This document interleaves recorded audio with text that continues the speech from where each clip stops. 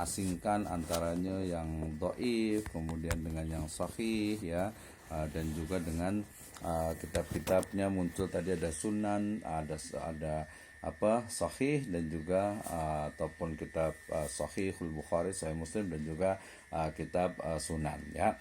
Nah, kemudian dari selepas Bukhari, kemudian juga Muslim, kemudian ada Abu Daud ya, kemudian juga Tirmidzi, kemudian An-Nasa'i ya. Abu Daud, Tirmidzi, Nasa'i itu udah ada 3 ya, dengan Bukhari dan Muslim itu ada 2, berarti ada 5. Nah, tambah lagi 1 yaitu Ibnu Majah yang kemudian dijadikan kutubu sittah ya, kutubu sittah yaitu kitab hadis yang 6 yang ini dianggap sebagai kitab induk ya. Induk ini maknanya kitabul ya, macam Imam Syafi'i lah, kitab induk ya. Induk maknanya kitab utama daripada hadis itu ya kutubus sittah ya.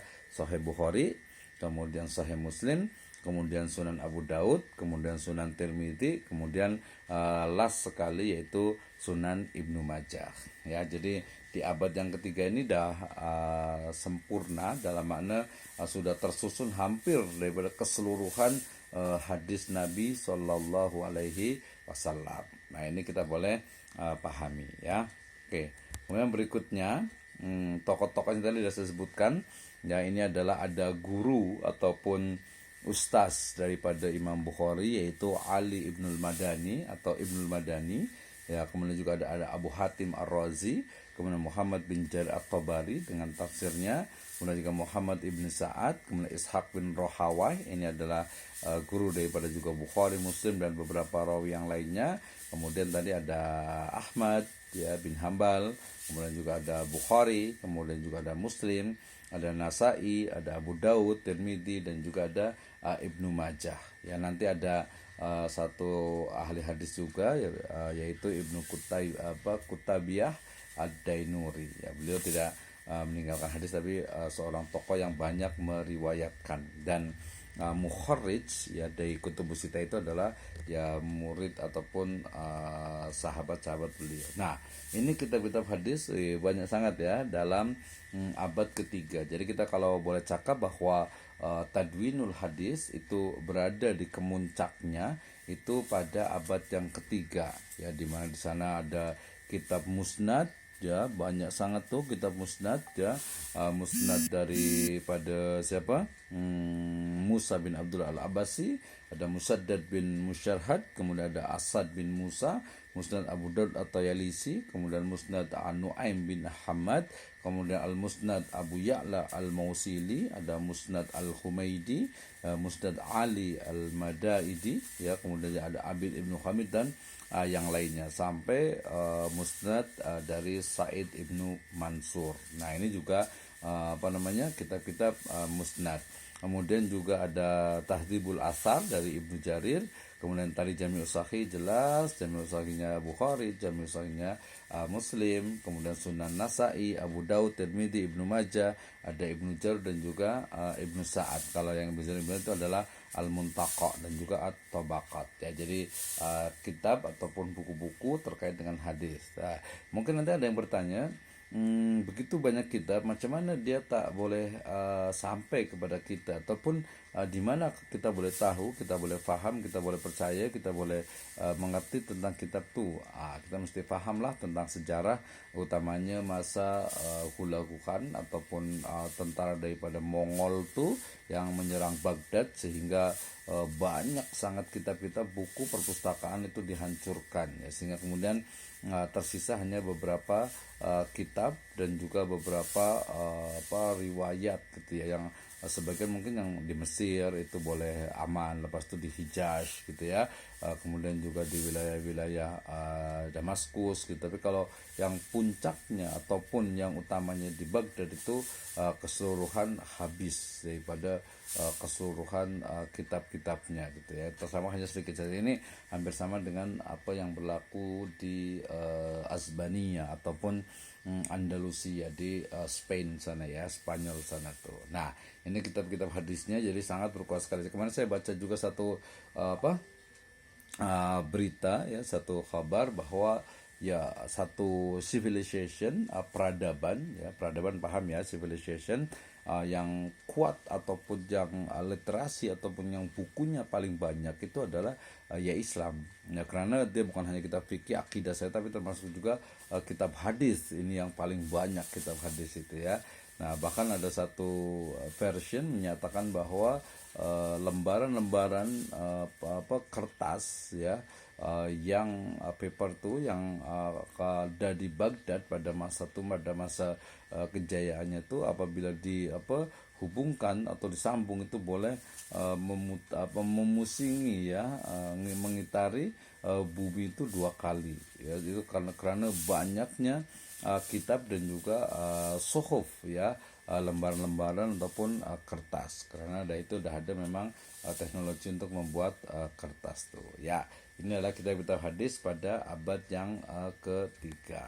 Oke, nah berikutnya adalah abad yang keempat. Tadi kita sudah cakap bahwa ulama-ulama yang ada pada abad kedua ya dengan abad yang ketiga itu mereka disebut dengan apa? Mutaqaddimin ya. Mutaqaddimin. Kenapa? Karena mereka mengumpulkan hadis dengan berpegang kepada usaha mereka sendiri. Jadi mereka cari sendiri rawinya, mereka boleh pergi ke Baghdad, ke Kufa, ke Mesir, ke Hijaz ya, ke Mekah, ke Madinah dan wilayah yang lainnya ya. Kemudian mereka jauh lah daripada Arab, Hijaz tadi, Persia sampai ke Egypt sana ya, jadi mereka mengambil sendiri. Nah, pada abad yang keempat ya, tadi 2, 3 ya, abad yang keempat ini ahli hadis itu biasa disebut dengan apa? Dengan mutaakhirin. Tadi mutaqaddimin ya orang-orang awal lah, apa ya, mungkin bisa disebut ya orang-orang terdahulu lah ya, orang-orang yang awal, the first mungkin kita. Mutakhirin berarti orang yang belakangan ya. Hal ini dapat dari aktivitas hadis abad ini. Jadi dia berbeza. Kalau yang mutaqaddim itu dia mengambil langsung riwayatnya daripada orang ya. Kalau umpamanya mutaakhirin itu ya, hadis itu dikumpulkan itu adalah petikan ataupun site ya, mengambil daripada kitab-kitab mutaqaddimin ya. Jadi tidak terlalu banyak, masih ada beberapa yang mengambil sendiri, tapi dia tak banyak sangat ya.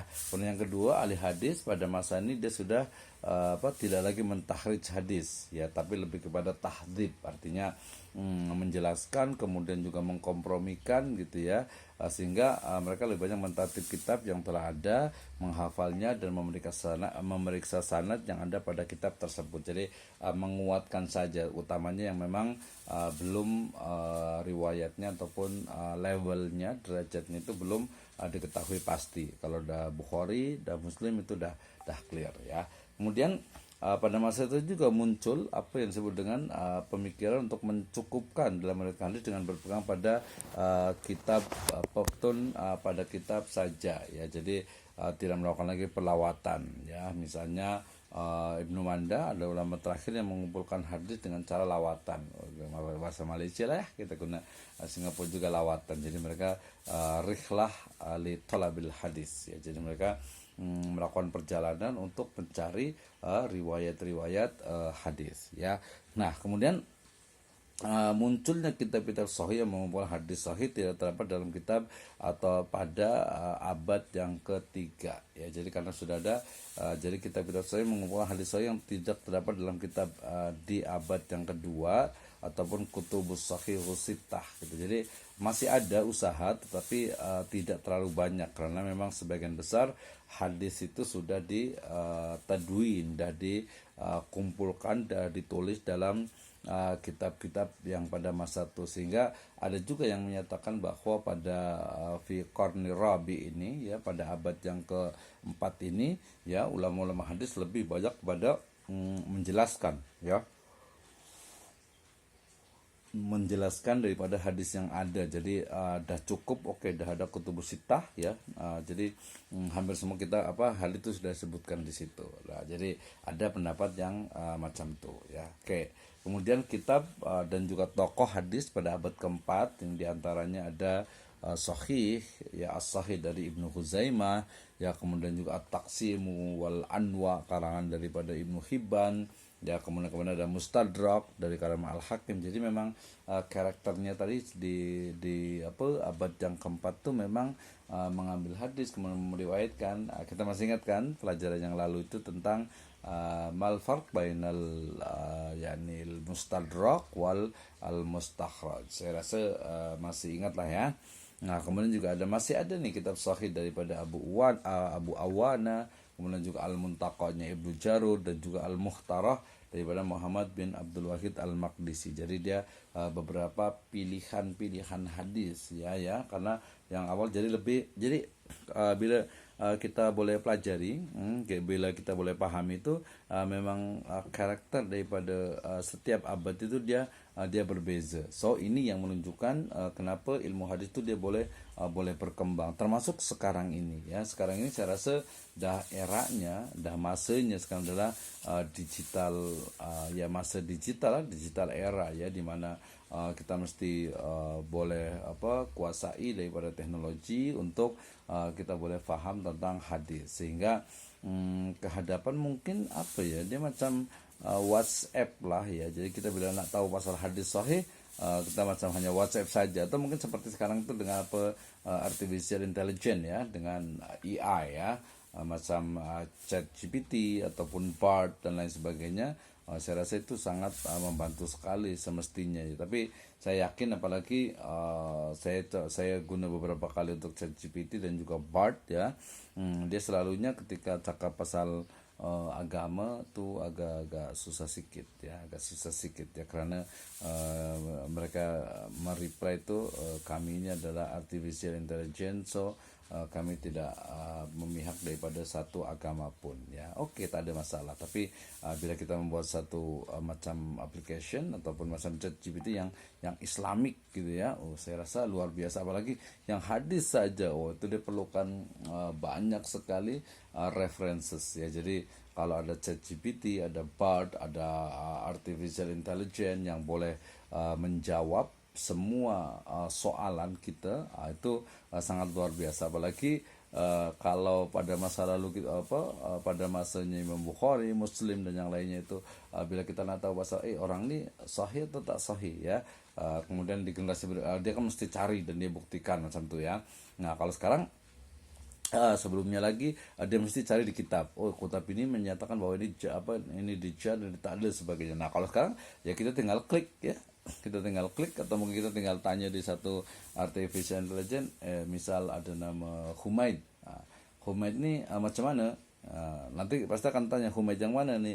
Biasa gunalah Humaid bin Fulan bin Fulan bin Fulan, minimal ada 3 ya, hidupnya di mana, lahirnya di mana. Nanti itu boleh jawab dan dia boleh cakap bahwa ini mengatakan dhaif, ini mengatakan hasan, ini mengatakan lemah dan lain sebagainya. Itu tugasan daripada pakar-pakar ataupun expert dalam hadis di fi hadal qarn ya, di abad ini ataupun di masa-masa sekarang ini ya. Kalau dulu tadi ya macam kitab sahih, ada yang cari yang sahih. Sekarang kita dah ada sahih, dah paham, dah banyak gitu ya kan bidangnya, jadi kita boleh tambahkan. Nah, berikutnya adalah sejarah dan juga perkembangan daripada kodifikasi hadis di abad yang kelima ya. Di abad yang kelima ini jadi lebih kepada memperbaiki susunan daripada kitab-kitab hadis ya. Jadi dah mulai disusun, di arrange ya, berdasarkan mungkin rawinya ataupun konten ataupun matan daripada isi daripada hadis tu ya, atau mungkin juga daripada asbabul wurudnya dan lain sebagainya ya. Jadi ini lebih kepada memperbaiki susunan kitab-kitab hadis ya, tahdhib dan sebagainya, kemudian mengumpulkan hadis yang belum termuat dalam kitab yang kutubus sittah tadi itu. Masih ada usaha, maknanya ulama-ulama daripada ahli hadis itu masih mencari riwayat yang mungkin memang tidak ada dalam kutubus sittah ya, tetapi memang dia tak banyak sangat ya. Kenapa? Karena memang ya ada banyak lah di kutubus sittah tuh ya. Kemudian yang ketiga adalah memisahkan hadis-hadis hukum dan juga hadis berisi targhib ya. Nanti ada targhib, ada tarhib ya. targhib dan tarhib ya ke dalam kitab tersendiri. Ya nanti ada juga misal udah sampai kepada Imam Nawawi itu dengan hadis arba'innya, ya hadis-hadis terkait tadi dengan apa yang sunan, yang fikih. Nah fikih nanti pun lebih spesifik lagi ya dan lain sebagainya. Dan termasuk juga tadi memberikan perhatian kepada ilmu hadis ya. Jadi rawinya, kemudian juga apa matannya sampai kepada sanadnya, tobakotnya dan sebagainya itu masih terus berkembang. Nah, kemudian selepas abad keempat tadi kita paham bahwa ulama-ulama itu sudah menyebutkan hadis berpegang kepada apa yang telah dibukukan oleh imam hadis yang sebelumnya ya. Jadi di abad kelima tadi macam ada beberapa pendapat sama dengan di abad yang keempat bahwa ulama itu udah oke lah, udah cukup daripada kutubus sittah nih ya. Berarti kita hanya fokus kepada makna-makna ataupun hikmah ataupun fadilah ya, keutamaan daripada riwayat-riwayat yang ada di situ ya. Ini adalah memberikan perhatian kepada ilmu hadis ya. Kemudian munculnya kitab jami', kemudian targhib, tadi tarhib, hukum dan juga atraf. Kita kan masih ingat ya tentang kitab atraf tuh ya, kitab atraf ya. Kemudian juga usaha istikhraj tadi dengan kitab mustakhrajnya, kemudian istidrak dengan mustadraknya. Saya rasa kemarin masih ingat apa itu mustadrak ya. Mustadrak itu adalah kitab hadis yang mengambil daripada satu riwayat tapi kemudian dia mengambil daripada hadis yang tidak ada dalam jami' sahih ya, ataupun baik itu Sahih Bukhari ataupun Sahih Muslim ya. Al-Mustadrak lil Hakim, Al-Mustadrak li Sahihain gitu ya. Oke ya, kemudian ini yang dilakukan ataupun karakter daripada kodifikasi hadis pada Qarnil Khamis, pada abad yang ke-5 Hijriah. Ya, tokoh-tokohnya diantaranya ada Ismail bin Ahmad ya dengan Ibnu Furat, ini Al-Jami' Baina Sahihain ya. Jadi inilah paham ya tadi misal Sahihain itu kan ada Bukhari, ada Muslim. Nah, kita bila kita baca tuh banyak yang sama hadisnya. Nah, macam mana bila kita gabungkan jadi satu?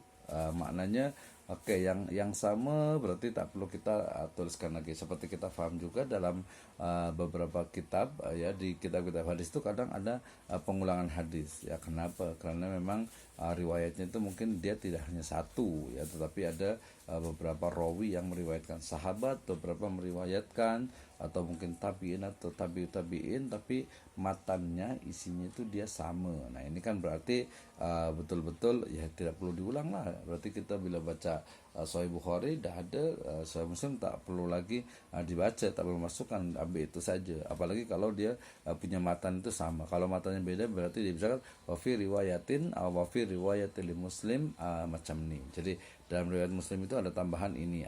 Itu namanya apa yang disebut dengan al-jami' ya baina sahihain. Kemudian juga ada jami' juga baina sahihain, ada dua juga nih.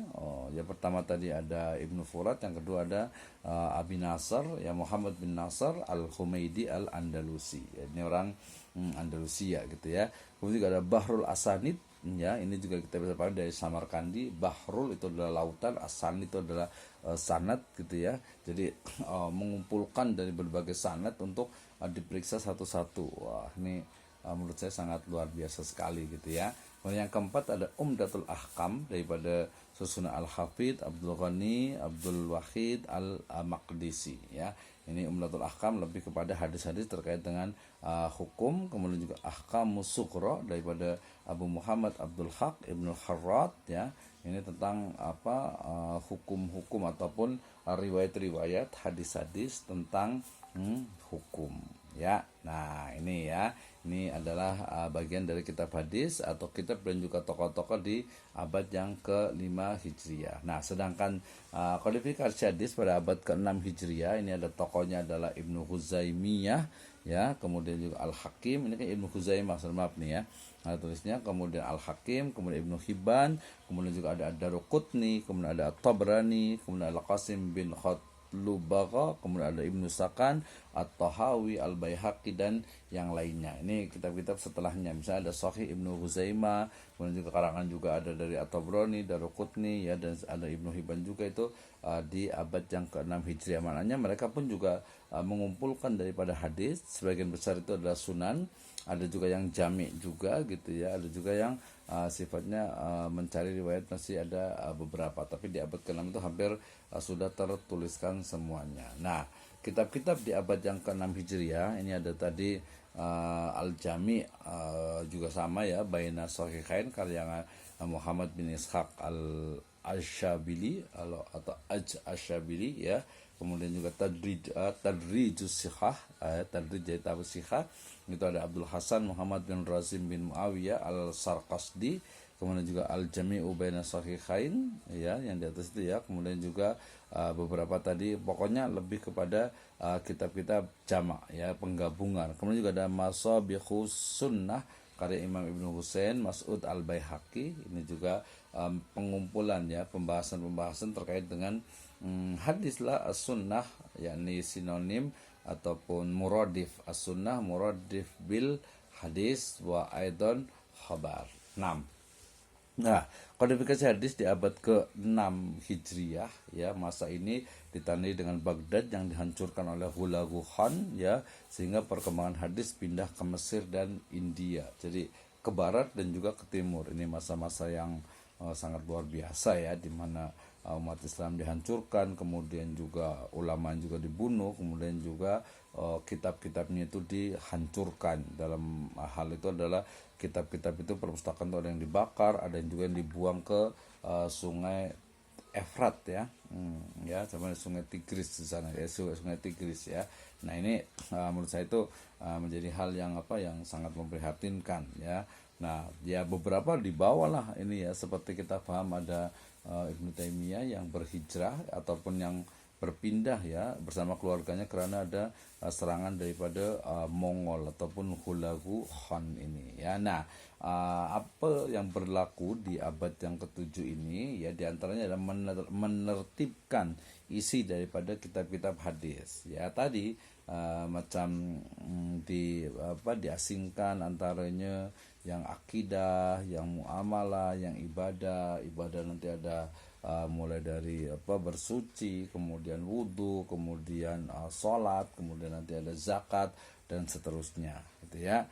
Kemudian tadi juga mulai menyaring dan menyusun kitab-kitab tahrij. Jadi yang kitab tadi itu ditahrij kembali, boleh ditengok kembali, boleh dilihat kembali ya. Kemudian membuat kitab jami' tadi saya sebutkan. Kemudian juga collect daripada riwayat-riwayat yang dia khusus untuk hukum ya. Kemudian juga mentahrij hadis terdapat dalam beberapa kitab ya, termasuk juga nanti mensyarah ya, juga mentahrij hadis yang terkenal di masyarakat yang masih ada tapi tidak ada macam sanadnya gitu ya, dan juga menyusun kitab atrof ya, jadi macam ensiklopedia untuk hadis ya. Nah ini nanti sebenarnya ada satu lagi di abad yang ke-7, kemudian juga di abad yang ke-8 ya, terkait dengan pengembangan daripada hadis itu sendiri ya, dimana kita boleh pahami ya, di abad yang ke-7 dengan di